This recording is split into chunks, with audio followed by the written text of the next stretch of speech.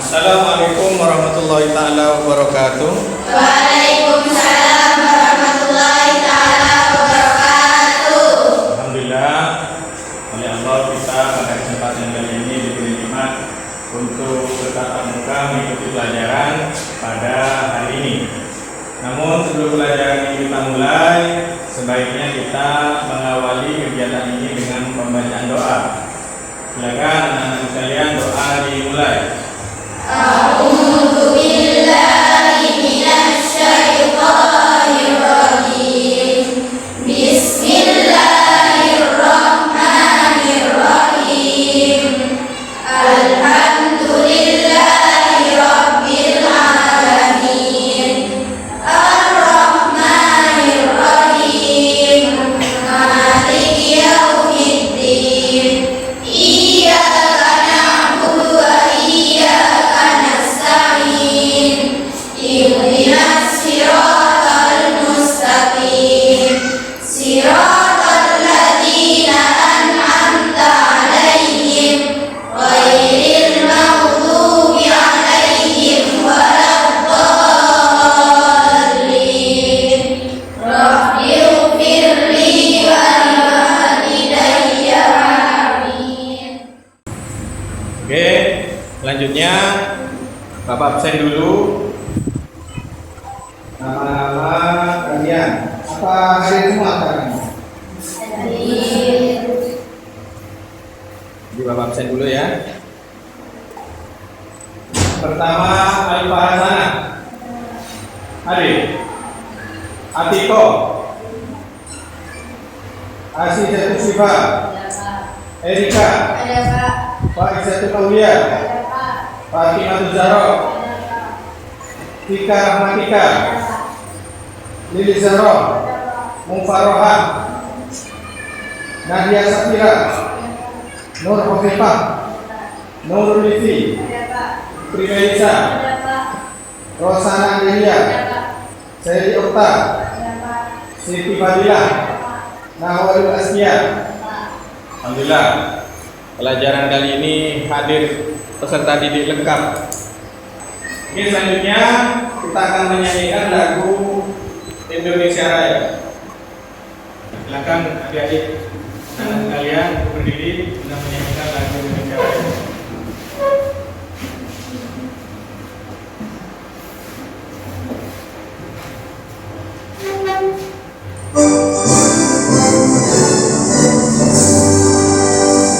Indonesia tanah airku, tanah tumpah darahku.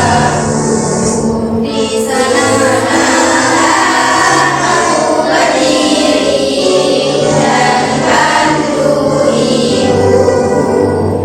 Indonesia bangsaku, bangsa dan tanah airku. Marilah kita bersatu, Indonesia bersatu. Hiduplah tanahku, hiduplah negeriku, bangsaku, rakyatku semuanya. Bangunlah jiwanya, bangunlah badannya untuk Indonesia Raya. Indonesia Raya, merdeka, merdeka, tanahku, negeriku. Cinta Indonesia Raya, merdeka, merdeka, hiduplah Indonesia Raya. Silakan duduk kembali. Kita sudah menyanyikan lagu Indonesia Raya. Semoga cinta nasionalisme kita di hati kita itu selalu terbangun sehingga kita menjadi rakyat Indonesia yang bangga akan negara kita. Baik, selanjutnya sebelum pelajaran kita mulai, Bapak ingin mengingat-ingat kembali. Apakah di pelajaran kemarin masih ingat tentang tohoroh? Ada yang masih ingat tentang pelajaran kemarin? Ya. Coba sebutkan apa? Tohoroh itu apa? Tohoroh itu mandi, bersuci, mandi, bersuci, kemudian betul. Jadi akan kita bahas nanti di pertemuan sekarang ini ada sangkut pautnya, ada hubungannya dengan pelajaran kemarin. Jika kemarin kita membahas tentang alat-alat bersuci, maka yang akan kita bahas pada pertemuan kali ini adalah tentang tata cara bersuci. Di sini Bapak bagikan lembaran, bagikan link, sekaligus membuat kelompok. Nanti tugasnya apa? Tugas yang pertama kalian adalah mengamati dan menyimak video yang akan dilihat nanti bersama. Itu materi yang kita bahas pada pertemuan kali ini. Kemudian materi itu nanti kalian simpulkan. Ya, cara tugas kelompok ini disimpulkan 4 orang. Kemudian nanti disimpulkan, kemudian nanti dibacakan maju ke depan. Itu nanti yang di sini Bapak bagikan linknya. Silakan kalian nanti amati videonya. Tujuan pembelajaran yang akan kita bahas pada pertemuan kali ini yang pertama adalah materinya tentang tata cara bersuci dari hadas dan najis. Tujuannya untuk apa? Tujuan pembelajarannya apa? Agar kalian meyakini bahwa bersuci itu merupakan hal penting. Yang pertama. Yang kedua, bersuci itu merupakan perintah Allah. Jadi semua ibadah itu prosesnya harus dengan cara bersuci. Kalian tidak punya wudhu, kalian hadas besar kan tidak sah. Ibadahnya menjadi tidak sah. Ketika tidak sah, otomatis tidak diterima oleh Allah. Kemudian tujuan pembelajaran berikutnya adalah kalian biasa. Setelah nanti kalian tahu, kalian biasa melakukan tata cara bersuci yang benar dan baik. Kemudian kalian mampu mempraktekkan wudhu yang benar, mandi yang benar sesuai ketentuan syarat, rukun dan seterusnya. Itu tujuan pembelajaran yang akan kita bahas pada kali ini. Sekarang Bapak tanya-tanya dulu, kira-kira nyambung nggak dengan pelajaran yang akan kita bahas? Hadas itu ada berapa? Hadas ada? Bersama saja, coba sebutkan. Hadas besar, hadas kecil. Iya. Kalau najis ada berapa?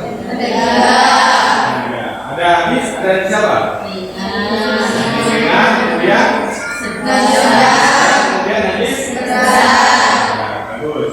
Karena kalian sudah mengetahui najis itu apa, hadas itu apa, kalian paling tidak bisa mereka, sehingga nanti kalian termotivasi untuk bagaimana caranya sekiranya dapat menjaga diri kalian, membersihkan diri kalian dari toharoh dan tata cara yang baik dan Oke. Bapak akan bagikan lembar kerjanya seperti yang tadi sudah dijelaskan bahwa nanti dibuat kelompok. Jadi nanti videonya kalian amati, kalian simak apa yang menjadi inti dari pembahasan di video itu kalian simpulkan sehingga nanti ketua kelompoknya maju satu-satu. Paham ya?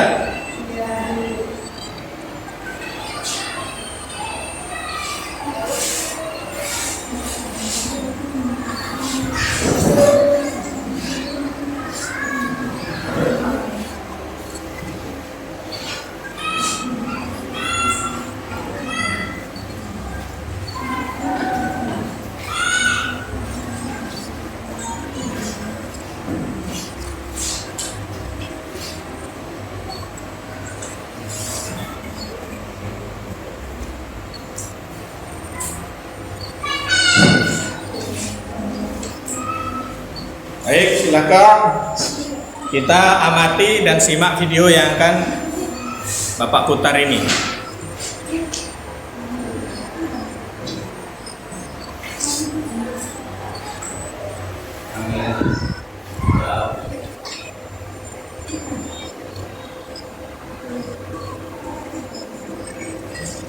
Assalamualaikum warahmatullahi wabarakatuh. Pada pertemuan kali ini kita akan membahas tentang Batohoro, di mana menjelaskan tentang tata cara bersuci dari hadas dan najis. Namun sebelum itu kita perlu mengetahui tentang kompetensi dasar, yaitu yang pertama menerapkan tata cara bersuci dari hadas dan najis.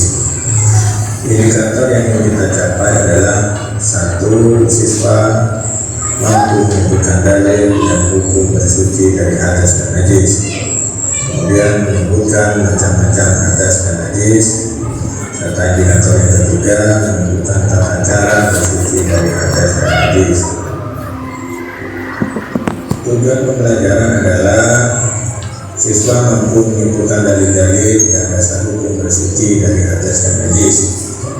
Siswa mampu menjelaskan macam-macam hadas dan najis. Kemudian tujuan pembelajaran yang terakhir adalah siswa mampu menjelaskan perbedaan cara bersuci dari hadas dan najis.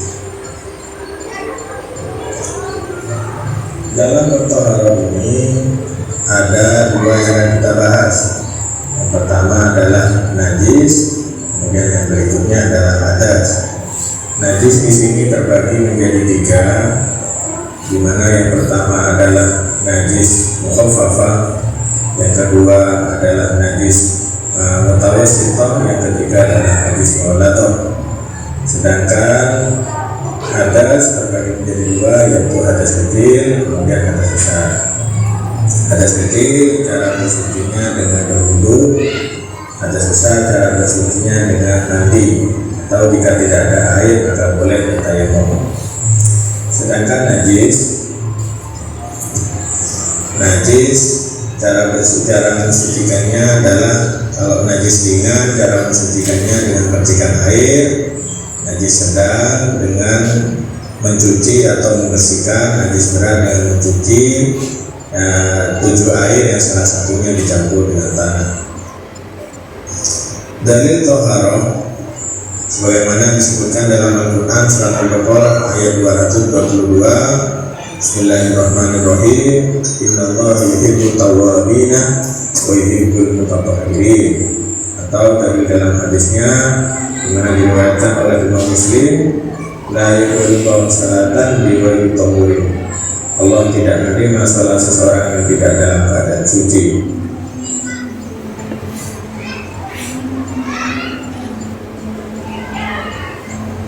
Pengertian hadas adalah sesuatu kondisi di mana seseorang dalam keadaan tidak suci atau tidak diperbolehkan melakukan ibadah menurut ketentuan syara. Sedangkan penyebab hadas yang pertama adalah keluarnya sesuatu baik dari jalan dubur, belakang, atau jalan kubul, hilangnya akal dan seterusnya. Hadas kecil apabila seorang dalam keadaan bernajis disebabkan buang hajat sebelum bersujud, cara menghilangkannya dengan berwudu atau bertayamum. Sedangkan hadas besar adalah hadas yang cara menghilangkannya wajib dengan mandi atau boleh bertayamum jika tidak ada air. Hal-hal yang menyebabkan hadas besar yang pertama adalah berhubungan suami istri, keluar mani atau sperma baik melalui mimpi atau sebab-sebab yang lain, kemudian meninggal dunia, dan yang terakhir adalah haid atau datang bulan atau nifas. Nifas itu adalah setelah melahirkan, darah yang keluar setelah melahirkan. Cara menghilangkan hadas besar salah satunya dengan mandi, namun boleh dilakukan dengan tayamum jika memang tidak ada air. Pengertian mandi di sini adalah meratakan air atau mengalirkan air ke seluruh tubuh, mulai dari ujung kepala sampai ujung kaki dengan niat menghilangkan hadas besar. Sebab-sebab yang menyebabkan mandi besar, hadas besar yaitu junub atau keluar sperma, bersetubuh, haid bagi wanita selesai melahirkan, selesai nifas, dan mati. Sedangkan rukun-rukun mandi yaitu yang pertama adalah niat itu yaitu qasdu syai'in atau nanti atau menyengaja menghilangkan hadas. Jadi niat itu harus diucapkan di dalam hati bahwa saya niat mandi untuk menghilangkan hadas besar. Rukun yang kedua adalah meratakan air ke seluruh tubuh, kulit dan rambut. Sunnah-sunnah di dalam mandi yang pertama adalah membaca basmalah pada awal permulaan ketika mandi, kemudian berwudu sebelum mandi, gosok-gosok badan hingga bersih. Kemudian bukan bagian badan yang kanan, dan yang terakhir adalah berurutan atau tertib. Macam-macam najis dan cara mensucikannya.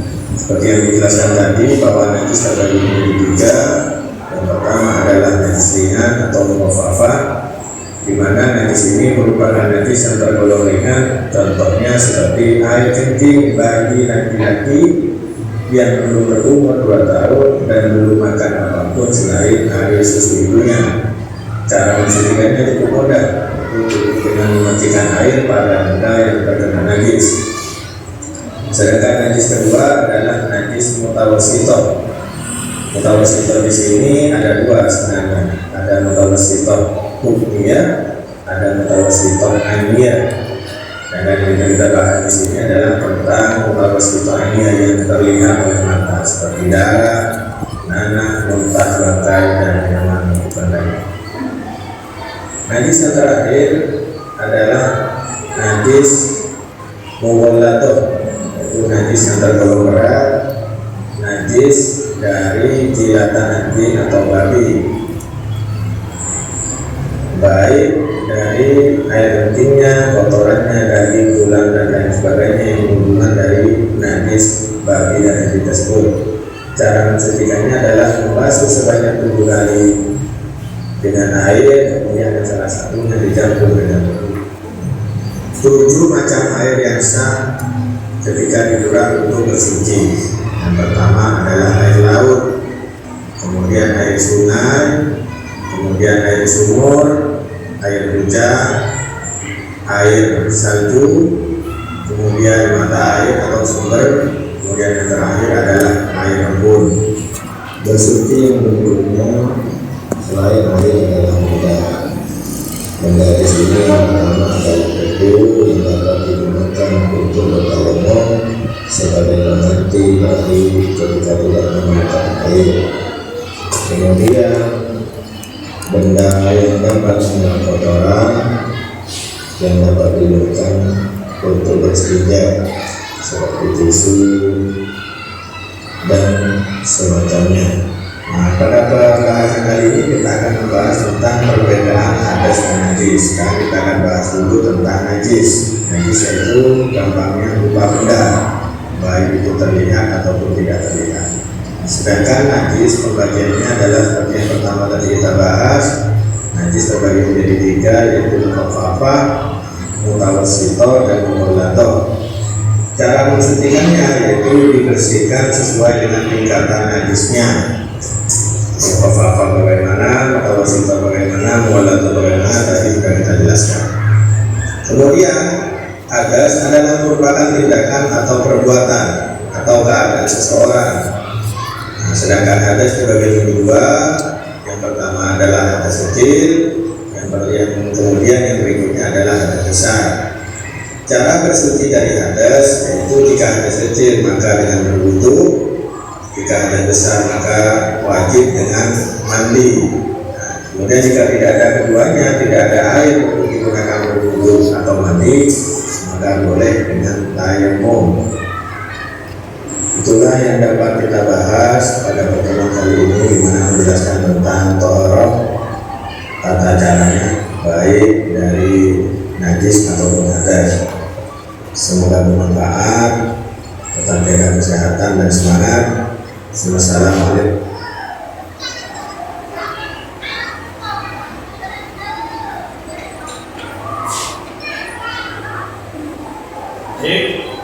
Sudah dilihat barusan, diamati videonya? Enaknya pelajaran K13 itu begini. Jadi Bapak hanya ingin kalian dapat mengamati, melihat videonya bagaimana kalian nanti pintar mampu mengikut. Sekarang sudah kalian amati, sudah kalian melihat video sumber belajarnya. Sekarang Bapak minta kalian untuk menuliskan depan dari kesimpulannya itu apa?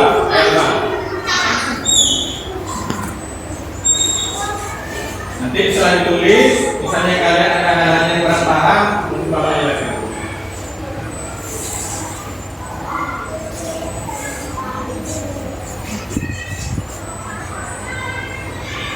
Kira-kira perbedaannya apa? Kesimpulannya apa?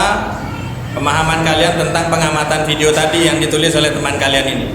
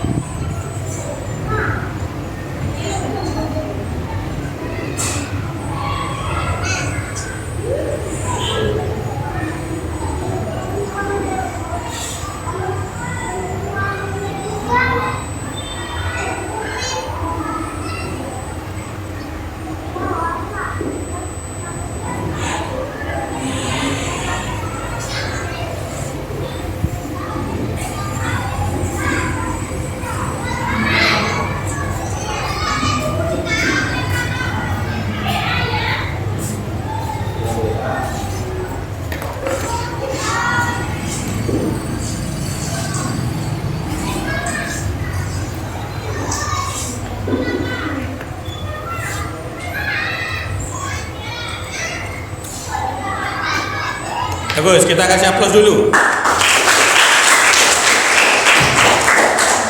Baik, sedikit Bapak jelaskan, Bapak demonstrasikan tentang apa yang sudah ditulis oleh teman kalian ini. Bahwa dari penjelasan tadi, di video tadi itu dijelaskan tentang tata cara bersuci. Dari apa? Dari najis dan hadas. Barusan sudah ditulis berupa peta konsep ini oleh Alfa itu teman kita, bahwa yang pertama najis itu adalah najis mukhafaf. Mukhafaf itu adalah najis ringan, najis yang paling ringan. Contohnya cuma satu, yaitu air kencing bayi laki-laki belum berumur 2 tahun dan tidak makan apapun kecuali cara mensucikannya bagaimana? Tinggal disiram saja sekali selesai. Mau baunya hilang mau tidak, yang penting kalau selama kriteria najis itu termasuk mukhafaf, laki-laki belum umur 2 tahun, kemudian tidak makan apapun selain ASI, maka cara menghilangkannya hanya dengan cukup diciprati air atau disiram air. Yang kedua mutawasito. Mutawasito itu adalah najis sedang. Mutawasito itu dibagi 2. Ada mutawasito yang hukmiyah, ada yang mutawasito ainiyah. Apa hukmiyah itu? Hukmiyah itu adalah najis yang secara hukum kita meyakini bahwa itu memang najis. Contoh, kalian kencing, buang air kecil misalnya, kena roknya, kena celananya, kena sarungnya, itu kan tidak terlihat biasanya. Tapi kalian yakin bahwa itu keluar, kencingnya keluar, kemudian basahnya kelihatan, walaupun secara kasat mata tidak berbentuk. Itu dinamakan hukmiyah, najis sedang yang secara hukum kita meyakini bahwa itu najis karena keluar dari 2 jalan itu. Di penjelasan tadi video disebutkan bahwa keluar dari jalan depan atau jalan belakang. Kemudian mutawasito pembagian yang kedua adalah mutawasito ainiyah. Mutawasito yang secara mata kelihatan tampak. Contoh misalnya ada kotoran hewan, kita kan tahu bahwa ini kotoran. Ada kotoran manusia, kita tahu bahwa ini kotoran. Kemudian ada darah terlihat di baju ataupun di tubuh, di bagian anggota tubuh, itu kita yakin dan kita melihat bahwa itu memang kotoran. Maka cara mensucikannya bagaimana? Cara membersihkannya bagaimana? Dihilangkan dulu kotorannya. Kotorannya dihilangkan dulu sampai bersih, kemudian baru dibilas dengan air. Cara membilahnya bagaimana? Harus satu arah. Misalnya contoh kita siramnya ke selatan, maka disiram saja ke selatan. Biar apa? Biar tidak nyebrang ke tempat yang lain. Dan pastikan bahwa barangnya itu, najisnya itu bentuknya hilang, baunya hilang atau rasanya juga hilang. Itu cara membersihkan. Kemudian yang terakhir adalah mughalladzah. Pembagian najis yang terakhir adalah mughalladzah, itu najis berat. Ya. Najis berat itu ada 2. Nas Al-Quran menyebutkan ada 2. Yang pertama gigitan anjing ataupun babi, dan semua yang berhubungan dari 2 hewan ini. Ya, baik itu digigit, dijilat ataupun menyentuh dan lain sebagainya. Itu termasuk ada najis berat. Najis berat itu cara mensucikannya mughalladzah ini tidak sama dengan mutawassit atau mukhafafah. Karena dari namanya saja sudah mughalladzah. Caranya bagaimana? Harus disiram 7 kali, yang salah satunya dicampur dengan debu. Jadi harus disiram 7 kali. Misalnya contoh tangan Bapak kena gigit anjing atau kena jilat, maka harus disiram 7 kali. Salah satu dari air yang 7 itu, gayung itu harus dicampur salah satunya dengan paham ya? Kemudian tata cara bersuci yang kedua adalah dari hadas. Hadas itu ada 2. Yang pertama hadas kecil, cara bersucinya harus dengan wudu. Nanti kita wudu ada di pembahasan yang lain. Intinya kalau termasuk dari hadas kecil, maka cara bersucinya harus dengan wudu selama masih ada air. Jika tidak ada air, maka boleh diganti dengan air. Betul. Yang kedua adalah hadas besar. Hadas besar itu adalah hadas yang cara untuk bersucinya harus dengan mandi. Kemudian tadi dijelaskan bahwa yang menyebabkan mandi itu, yang mewajibkan mandi itu ada 6. Yang 3 khusus perempuan, yang 3 bisa laki-laki, bisa perempuan. Atau misalnya yang 3 khusus perempuan, head. Laki-laki kan tidak head, maka yang 3 itu, maka yang wajib mandi ketika nanti sudah suci dari head, maka wajib mandi. Kemudian nifas, ya, nifas. Maka setelah melahirkan, kemudian darah itu keluar terus, itu namanya nifas. Darah yang keluar setelah melahirkan, maka nanti ketika suci maka diwajibkan mandi. Kemudian yang terakhir melahirkan. Melahirkan itu setelah melahirkan walaupun masih dalam kondisi nifas, kita tetap diwajibkan mandi. Yang 3 berikutnya adalah laki-laki dan perempuan. Yang pertama adalah bersuci, berhubungan suami istri, kemudian meninggal, dan yang terakhir adalah meninggal, berhubungan suami istri, kemudian yang terakhir apa tadi? Baik secara sengaja ataupun tidak disengaja atau mimpi dan lain sebagainya. Baik, itu. Gimana? Ini diskusinya sudah selesai apa belum ini? Kesimpulannya bisa maju ya. Baik, silakan perwakilan kelompok untuk membacakan hasil diskusi tentang pelajaran yang kalian sudah amati tadi. Silakan. Maju ketua kelompoknya, perwakilan.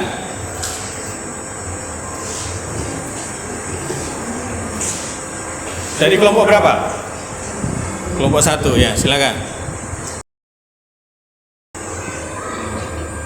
Dari pengamatan video tadi, kesimpulannya mada-mada najis itu ada 3. Yang satu adalah najis ringan, bisa disebut juga dengan najis mukhafafah. 2, najis sedang, bisa juga disebut dengan najis mutawassithah. 3, najis berat, yaitu najis mughalladhah. Najis sedang dibagi menjadi 2, yaitu najis 1 hukumnya, 2 inian. Hadas ada 2, yaitu hadas besar, cara bersucinya dengan mandi. 2, hadas kecil, cara bersucinya dengan berwudu.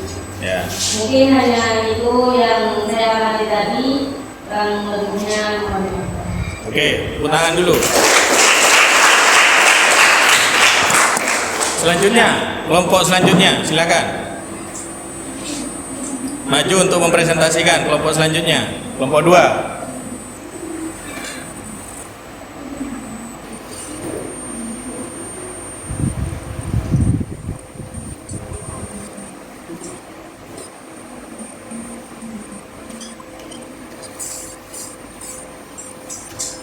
Ya, ayo dibacakan.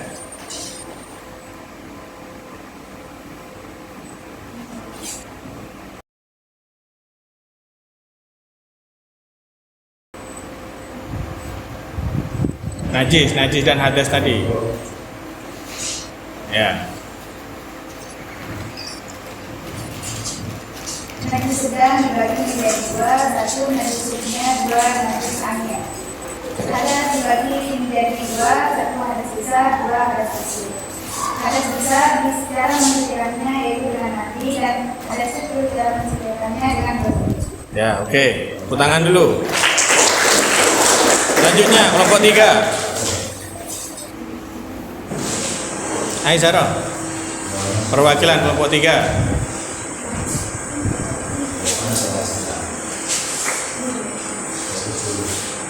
Agak ke sini, agak ke sini. Ayo dibaca. Macam-macam najis ada 3. Najis ringan bisa disebut juga dengan mukhaffafah. Najis sedang bisa disebut juga dengan mutawassithah. Najis berat bisa disebut juga dengan mughalladhah. Najis sedang dibagi menjadi 2, 1 hukmiyah dan 2 ainiyah. Hadas ada 2. Hadas besar, cara bersucinya dengan mandi. Hadas kecil, cara bersucinya dengan wudu. Ya, bagus. Tepuk tangan lagi. Baik. Barusan sudah maju perwakilan dari 3 kelompok untuk membacakan hasil kesimpulan dari pengamatan video yang sudah kita lihat tadi secara bersama-sama. Sekarang saya Bapak mau tanya, kira-kira dari penjelasan Bapak tadi ataupun dari kesimpulan teman kalian diskusi tadi, apakah ada yang belum paham? Silakan. Ya, Teli, silakan. Contohnya najis mukhaffafah itu seperti apa? Ya, bagus. Yang kedua, pertanyaan yang kedua. Ya, Asia. Mewajibkan mandi itu apa saja? Yang mewajibkan mandi. Ya, terus pertanyaan terakhir. Ya, silakan. Apa saja alasan yang membolehkan tayamum? Oh ya, baik. Yang pertama adalah tentang apa tadi pertanyaannya? Contohnya najis mukhaffafah. Najis mukhaffafah. Yang pertama itu hanya satu contoh. Laki-laki, air kencing bayi laki-laki ya, yang belum berumur 2 tahun. Ya, pertama harus laki-laki berupa air kencingnya belum berumur 2 tahun dan tidak makan apapun selain Asi. itu contoh dari najis mukhaffafah. Cara mensucikannya cukup diciprati air atau disiram Air. Yang kedua, pertanyaan yang kedua tadi adalah hal-hal yang mewajibkan Mandi. mandi. Hal-hal yang mewajibkan mandi itu tadi ada 6. Ya. Ada 6. Yang 3 khusus perempuan, yang 3 laki-laki dan yang 3 khusus perempuan itu apa saja? Yang pertama adalah haid, yang kedua adalah nifas, yang ketiga adalah melahirkan. Karena seperti Bapak tidak bisa melahirkan, makanya khusus laki-laki itu ada 3 dan perempuan, yang 3 khusus perempuan. Yang mewajibkan laki-laki apa saja? Mewajibkan mandi bagi laki-laki dan perempuan. Yang pertama adalah meninggal, mati ya. Mati baik laki-laki atau perempuan sama-sama mati. Maka ketika orang mati maka wajib dimandikan. Yang kedua adalah berhubungan suami istri. Suami istri. Jadi ketika sudah bersuami istri melakukan hubungan maka wajib mandi. Yang terakhir adalah keluar sperma atau keluar mani. Baik laki-laki atau perempuan jika keluar mani, baik keluarnya sengaja ataupun tidak sengaja, baik sebab mimpi atau sebab yang lain, maka wajib mandi. Pertanyaan terakhir tadi apa? Alasan yang membolehkan tayamum. Alasan yang membolehkan tayamum itu alat yang dipakai untuk bersuci itu paling afdol, paling utama tetap air. Walaupun batu boleh, tisu boleh, untuk istinja, untuk bersuci dan lain-lain itu boleh. Tapi yang paling utama tetap air. Jika tidak ada air, maka boleh diganti dengan tayamum. Boleh diganti tayamum. Misalnya kalian istinja tidak dapat air, maka boleh pakai batu, boleh pakai tisu. Asalkan pastikan bahwa alat-alat tersebut alatnya suci. Kemudian wudhu ini boleh diganti tayamum. Bagaimana? Jika satu, misalnya contoh sudah tidak ada air, kalian cari kemana-mana airnya sudah tidak ada. Kemudian ada hal lain yang boleh, walaupun airnya ada, tapi boleh tayamum apa? Jika misalnya pemakaian air itu menyebabkan mudorot. Misalnya kalian ini kena luka bakar di anggota tangannya yang wajib kena air. Kalau misalnya kena air maka akan semakin parah. Maka boleh diganti dengan tayamum. Paham ya? Ya.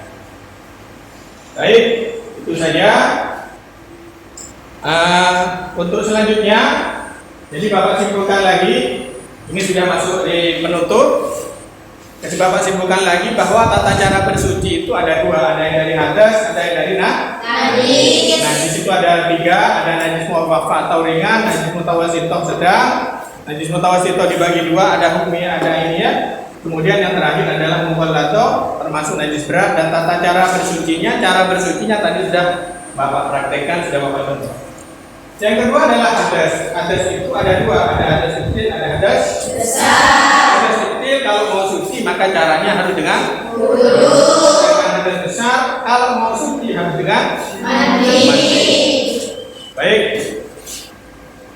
Setelah kita tahu tata cara bersuci ini, baik yang wudhunya, kemudian ada mandinya, nah, sehingga kita bisa melakukan dan bisa memberi contoh. Misalnya kita nanti dalam keadaan hadas kecil, maka itu harus wudhunya bagaimana, nanti akan kita bahas di pertemuan berikutnya. Kemudian agar kita tidak enteng, artinya kalau kita mau sholat pastikan bahwa semuanya suci baik dari najis ataupun hadas. Paham ya? Baik, nanti di tugas berikutnya adalah PR. PR itu apa? PR itu pekerjaan rumah. Tugasnya nanti sudah Bapak kasihkan itu caranya. Nanti kalian buat kelompok sesuai kelompok diskusi barusan, ya. Itu kalian mempraktekkan wudhu, ya. Mempraktekkan wudhu, rukunnya harus benar, sunnahnya harus benar, syarat-syaratnya harus benar, tata cara berwudhunya juga harus benar. Itu nanti kalian divideokan, kemudian dikirim ke WhatsApp Bapak yang sudah ada di grup itu, ya. Jadi lembar kerja itu nanti ada nomor, silahkan kalian WhatsApp di Bapak sesuai kelompok tugas masing-masing, ya. Baik, untuk pertemuan yang akan datang akan membahas tentang sholat lima waktu, sholat wajib 5 waktu.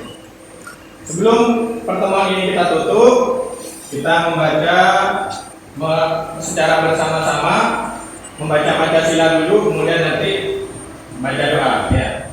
Silakan mulai Pancasila dulu. Pancasila, 1. Ketuhanan yang Maha Esa. 2. Kemanusiaan yang adil dan beradab. 3. Persatuan Indonesia. 4. Kerakyatan yang dipimpin oleh hikmat kebijaksanaan dalam permusyawaratan perwakilan. 5. Keadilan sosial bagi seluruh rakyat Indonesia. Baik. Alhamdulillah, pelajaran kali ini kita akhiri dengan doa. Berdoa dimulai. Wa